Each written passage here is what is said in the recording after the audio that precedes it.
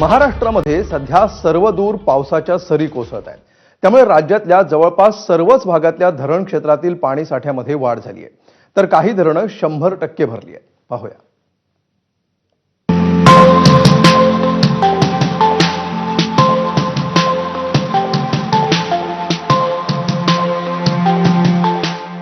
यावर्षी जुलैच्या सुरुवातीलाच राज्यातल्या बहुतांश भागात चांगलाच पाऊस झालाय।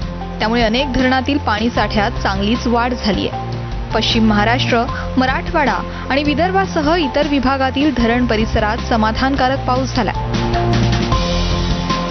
नाशिकमधल्या 23 धरणांपैकी महत्त्वाची 6 धरणं जुलैच्या सुरुवातीलाच 100% भरली आहे। पूर्ण भरल्यानं भाम धरणातून पाण्याचा विसर्ग सुरू करण्यात आलाय। नाशिक शहराला पाणी पुरवठा करणारं गंगापूर धरणही सध्या 60%हून अधिक भरलंय। भंडाऱ्याचं गोसेखुर्द धरण भरल्यानं धरणाच्या 15 गेटमधून पाण्याचा विसर्ग सुरू करण्यात आलाय।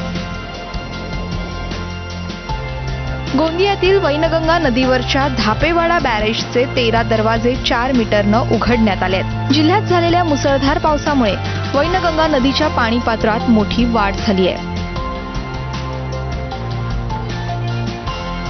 दुसरीकडे पालघरमधल्या सूर्या प्रकल्पाच्या धामणी धरणाचे 5ही दरवाजे उघडण्यात आले आहेत। त्यातून तब्बल 40,000 क्युसेकनं पाण्याचा विसर्ग सुरू आहे।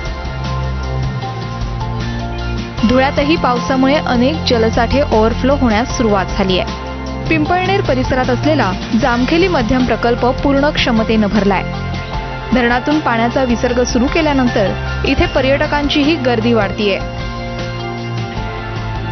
मुंबईला पाणी पुरवठा करणाऱ्या 7 धरणांमध्ये सध्या 60%पेक्षा जास्त पाणी साठा आहे, तर मोडकसागर, अप्पर वैतरणा आणि मध्य वैतरणा ही धरणं 70%पेक्षा जास्त भरली आहेत। एकूणच राज्यभरात सुरू असलेल्या पावसानं जलसाठ्यात समाधानकारक वाढ दिसून येतेय। ब्युरो रिपोर्ट, एबीपी माझा।